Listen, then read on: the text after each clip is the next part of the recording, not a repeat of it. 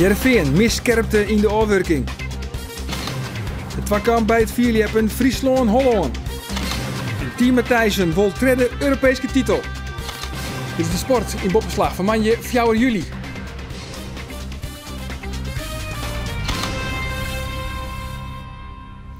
Goejoen, in het komende jaloeren omtinken voor de Friese sport. En Jonkendal neemt de onderwerpen. Ik nog de laatste oorlevering over de minder valide sport.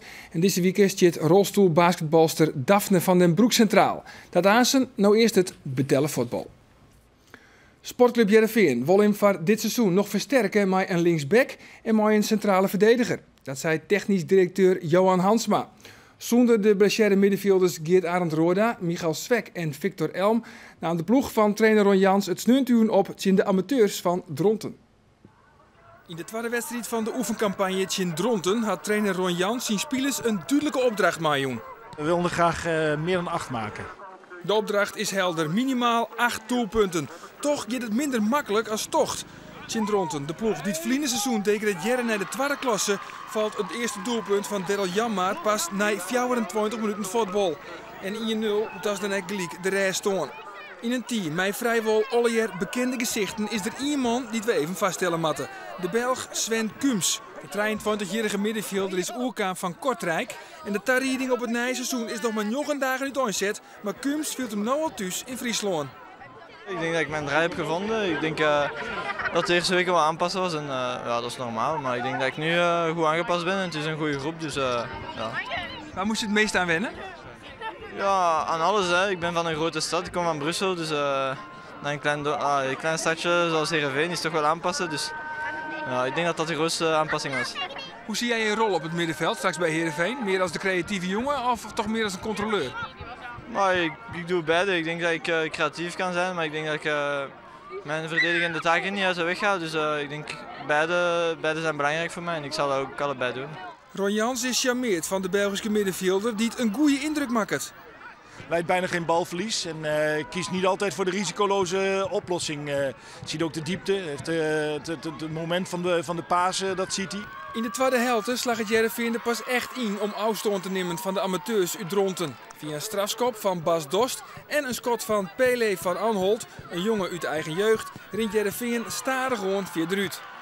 De mat dit seizoen een soort verhoorde bij de club. Alles mat beter. En de man die ter verzwartje mat is Johan Hansma. De technisch directeur is ongesteld om ervoor te zwartjen dat Heerenveen een orde koers zielt. Maar als je sjoggen naar de trainer en naar de spelers die op het veld stenen, liep het er nog net een heel soort verhoren. Ik denk wel dat er wel veranderd is. Vorig jaar was de groep veel groter. Liepen er een x-aantal spelers meer rond op het veld. Dat is nu niet zo. Dus dat betekent dat je een kleinere vaste kern hebt van basisspelers of mogelijke basisspelers. En we hebben er nu wel meer talenten tussen lopen. Jonge jongens die eraan mogen ruiken en die de toekomst van Heerenveen misschien kunnen gaan bepalen. Naast de komst van Sven Kums had Johan Hansma Gerald Sibon weer omhellen. De technisch directeur shot in de routinier een echte pinchhitter. Het is voor Sibon al de derde keer dat hij bij Heerenveen in 3 verschillende periodes voetballt. Zo stadig gewoon is Sibon een echte clubman onderworden. Ja, dat realiseer ik me wel. Zo voelt het ook. Ja, maar dat is ook een van de redenen zijn waarom ik weer terug ben natuurlijk. En voor mij ook, want ik hou ook van deze club. En nou ja, gelukkig is liefde wederzijds. Ja, wie weet wat je ook nog een keer trainen bij Heerenveen. Ja, wie weet. Maar de komst van Sibon en Kums is Hansma nog net uitwinkelen. Vooral in de verdediging wordt nog zocht naar versterking. In principe hebben we voorin de boel compleet. Op het middenveld hebben we ook 5 goede middenvelders. Dat is ook hartstikke prima. Nou, daar kan ook een van de talenten als speler van Arnold of Tobias Kainz misschien bij aansluiten. Of misschien komt er nog wat leuks langs. En met name zitten we achterin te kijken. Centraal. Centraal en links, ja. Het middenveld is de linie die het meest verloren is. Christian Grientheim is naar Kopenhagen en ik van Mika Weirinen is naam. Sven Kums zal zijn plak op het middenveld wel veroveren. En dan is het vanzelfs nieuwsgierig om te zien waar de 2 oren middenvelders worden. Kiest Ron Jans voor een controleur of gaat hij voor attractieve voetballers zoals Geert-Arend Roda en Filip Djuricic? Als je goed samenwerkt met elkaar en je kunt alle drie goed voetballen, dan kun je ook met 3 voetballende mensen op het middenveld spelen. En de namen, ja, dat maakt niet uit. Vorig jaar hebben we ook heel vaak bijvoorbeeld zonder Michel Svek gespeeld. En ook met voetballende jongens. Dus die namen die jij noemt, dat moet absoluut kunnen. Alleen dan moet je eigenlijk zien dat je meer de bal hebt dan de tegenstander. Oussama Assaidi bepaalt in Dronten de einduitslag op 4-0. En dat is dus net de 8-0 die Jans als doel stelt hier. Maar ach, de trainer had er vrede mee. Ja, we hebben met name de tweede helft zoveel kansen gemist. Eigenlijk had het vandaag weer dubbele cijfers moeten zijn. Maar ja, dat zat er niet in. En na 2 wedstrijden in amateurs gaat het niveau van de chinstanders nou omheeg. Morgen, dat stiertje, komt de Go Ahead Eagles op bezoek. En de wedstrijd is in Langswegen en begint om 11:08. Grieptjerk wies nu de locatie van de traditionele Philips-twakamp tussen Friesland en Holland. In de oren na deze wedstrijd wie er een opmerkelijke rol voor veteraan Henk Skievink. De 4-voudig Fries kampioen koerde de laatste jaar net meer echt meidwan in het geweld van de topklasse. Maar vreed op het heidenskip zie hij er in een weer. Ontvreed stier zijn PR op 19,40 meter. Lept in 2000. 4 jaar later gaat dat onflarden in het heidenskip. Henk Skievink komt aan 19,92 meter. Op 22-jarige leeftijd is de psychische blokkade er eindelijk af. Er gloort weer hoop aan de horizon, zo gaat het. Want ja, het mag nog wel wat constanter worden dan. Maar dit wie een uitschitter. Maar zo'n uitschitter, als hij inderdaad op een FK sprong wordt. Ja, nou ja, dan kan de oren niet maar sokken zetten. Want ja, dan moet er wel met 20 meter won worden. En zo'n 19 meter is kanshouder op het FK. Want op FK gebeurt al die vreemde dingen. Henk Skievink, hij won al 4 keer een FK. Wint er hem dit jaar, dan is het zijn 5e en mij er de zilveren pols houden. In de twakamp tussen Holland en Friesland is het net in het eerste plak de prestatie van de individuele leppers, die het ondacht naar uitgit. De uitslag wordt bepaald door de optelsom van de afstand van alle deelnemers. Grieptjerk is de 46e editie van deze traditionele krachtmeting.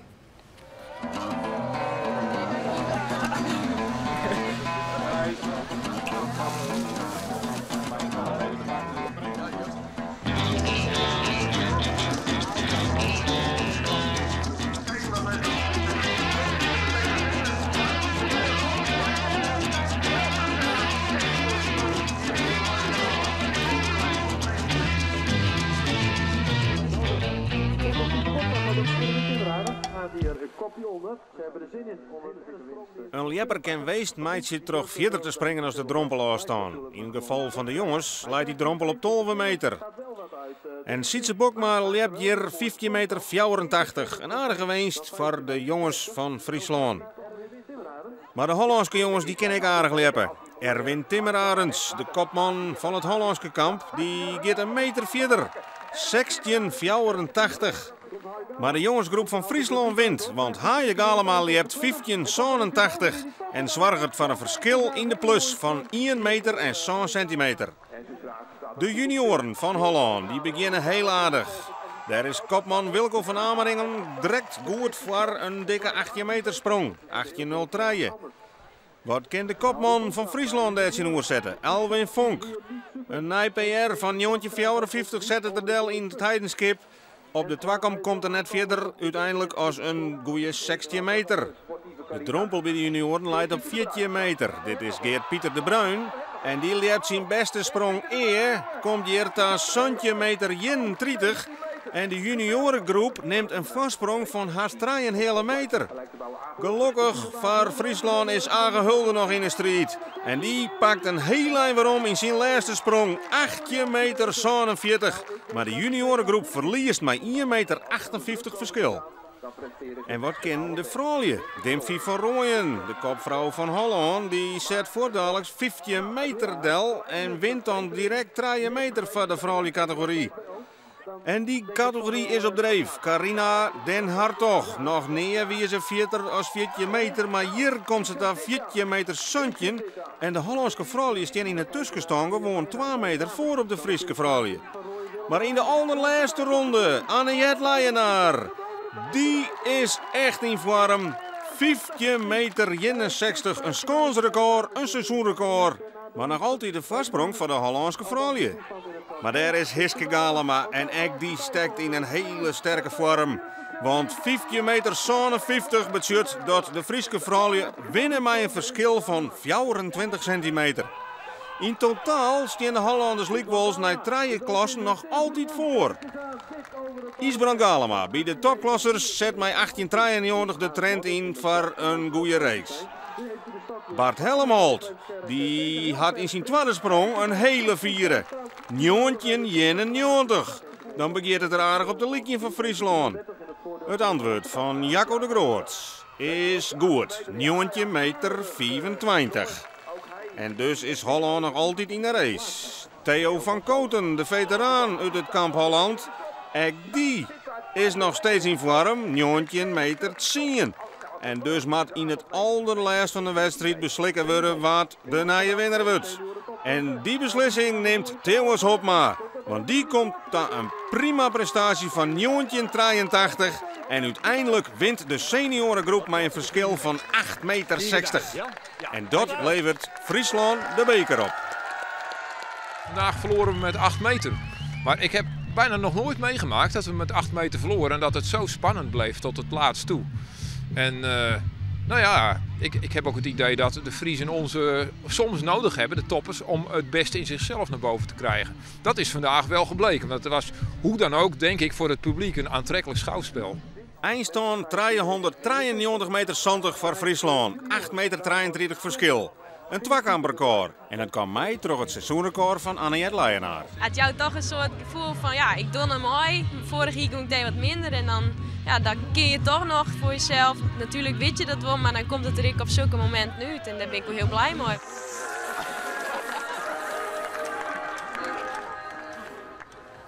Together met haar broer William vormen ze een van de vlugste koppels bij de Sietspon. Ik had door bakkeniste Nathalie Matthijssen van Tjumeren. 2 keer waar ze met haar broer al Europees kampioen gasbaan racen en snel gaan ze op voor de derde titel. Bij de gasbaan in Waardwoude treffen we Nathalie Matthijssen en haar broer William Matthijssen. Al een aantal jaren binnen ze een van de sterkste duo's bij de Sietspon. 34-jarige William is de rieder, de 30-jarige Nathalie is bakkenist. De motorsport zit in haar bloed. Mijn vader was vroeger altijd een goede zijspancoureur. Dus ja, ik en mijn broer zijn ermee opgegroeid. Het is een klein beetje met de paplepel ingegoten. Ja, en zo vader, zo zoon en zo vader, zo dochter, denk ik. Dus ja, het een komt de ander. Eerst solo gereden, een paar jaar, maar het ging niet zo. En ja, toen moest mijn broer een nieuwe bakkenist hebben. En toen dacht ik van nou klaar, lijkt mij ook wel wat. En toen hebben we geprobeerd samen en dat ging goed. In 2007 pakte het koppel haar eerste Europese titel in Eenrum. En in 2009 slaagt dat haar nog eens op het EK in Engeland. Geerwerkje met familie is meestal geen garantie van succes. Maar bij de Matthijssens werkt het prima. Je durft alles natuurlijk tegen elkaar te zeggen. Het is heel anders dan dat je zeg maar, met niet familie rijdt. Je kent elkaar door en door. En ja, ik denk wel dat je daar ook voordeel uit brengt. Ik zeg altijd, de ene die leert het nooit en de ander die heeft het in zich. En ja, dat heeft met Nathalie is dat ook een beetje zo, denk ik. Dat direct van begin af aan ging dat al perfect. Nathalie had er een ier tussenuit West, omdat ze een lietse poppen kregen had. Dit seizoen knakt ze haar waarom naar de top. Dat gebeurt vol gas. Want zij en haar broer waren risico's te nemen. We hebben een enorme drive om gewoon te winnen. Ja, William die wil soms wel eens, vooral als hij als tweede of derde van start komt, dan wil hij soms wel eens te snel voorbij. Maar ik denk aan de andere kant dat het ook wel goed is dat je wil gewoon winnen. Anders moet je niet gaan motorracen. Ik doe mijn ding zoals ik denk dat het goed is. En ja, ik denk dat iedere passagier zijn eigen manier van hangen heeft. Maar inderdaad, ik hang vrij diep. Maar ja, dat is mijn manier van passagier zijn.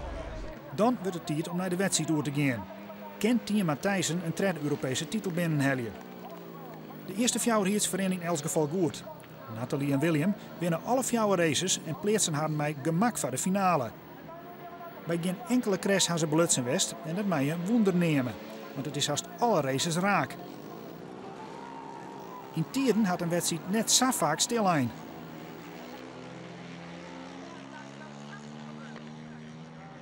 En dan op naar de finale. 6 teams verschijnen aan de start. Team Matthijssen met nummer 9 en de grote concurrent binnen de Duitsers Thomas Kühnert en Marcus Eibel met nummer 10. De start is net heel best. Binnen Mark Dets en Bonita van Dijk met nummer 4 die de leiding nemen. Maar dan weet Team Matthijssen binnen terug te snijden en ze pakken de koppositie. Van dat moment af weten de Matthijssens dat die derde titel van haar wezen kan.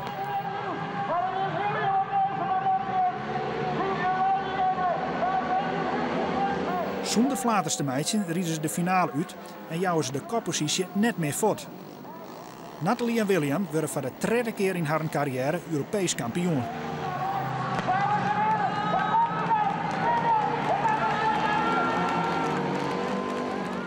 Het was een hele spannende dag voor mij, maar ik ben echt ontzettend blij. Ik was echt enorm zenuwachtig. Ik ben een jaar oud geweest. Ik heb heel hard moeten werken voor, om weer terug te komen. Ja, als je dan bekroond wordt met een titel. Ja, dat is het mooiste wat er is, denk ik.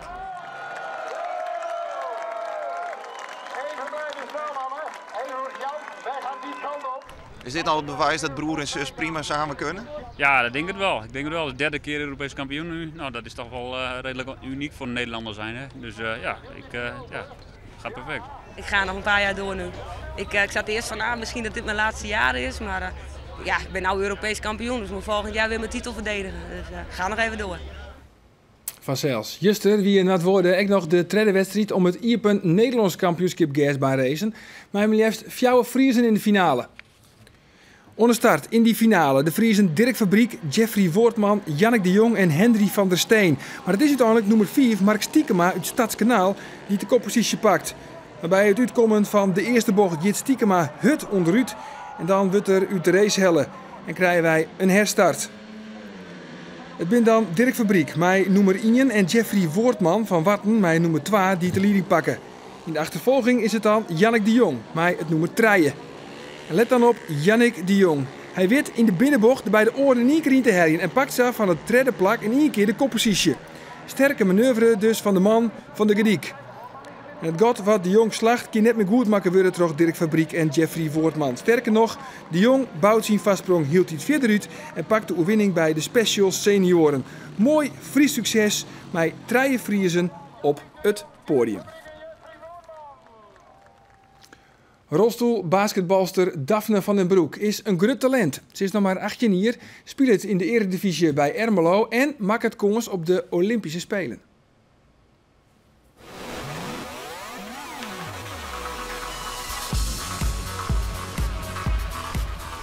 Tot 4 keer toe hebben de artsen gezegd, neem nou maar afscheid van, want ze gaat nu dood. En tot 4 keer toe heeft zij gedacht van, dat doe ik niet. Dus ze is blijven leven en dat was dus wel een hele zware tijd. Maar na 2 jaar begon ze steeds beter te worden en nu is het een prachtige meid. Hoi, ik ben Daphne van den Broek en ik ben 18 jaar en ik speel rolstoelbasketbal in het Nederlandse team.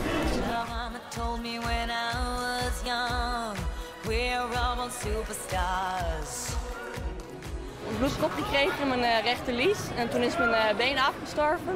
Ik was 3 maanden oud en zo ben ik in de rolstoel gekomen.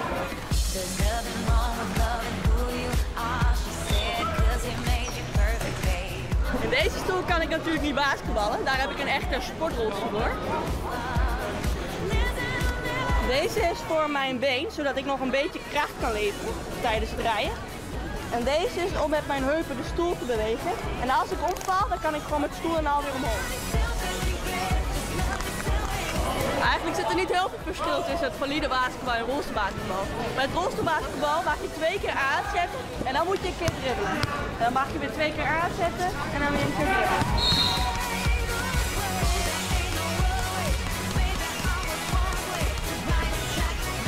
Het is een hele coole sport. Ja, zo. Als je het op hoog niveau speelt, dan gaat het heel ruig aan toe. Echt fel alles. Je moet reageren tijdens met de bal. Je moet goed kunnen dribbelen, je moet goed bij de stoel om kunnen gaan. Dat is leuk.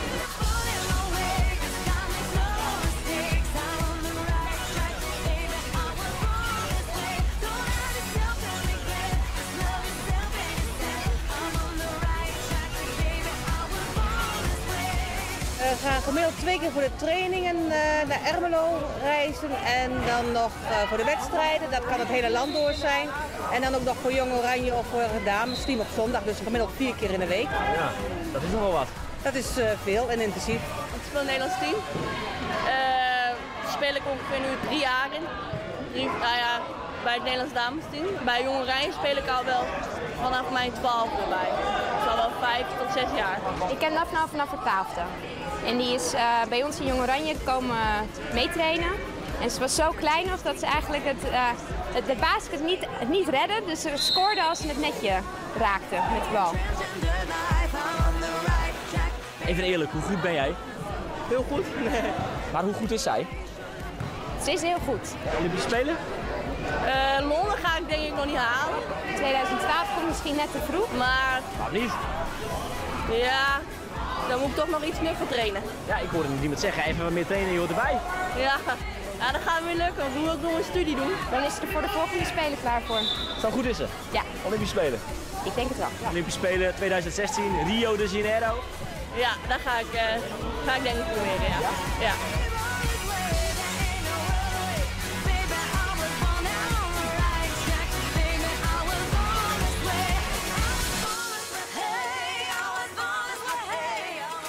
We zijn er trots op. Ja? Ja, dat ze zo ver gekomen is met haar doorzettingsvermogen en er zoveel lol in heeft. En dat maakt het voor ons ook wel plezierig.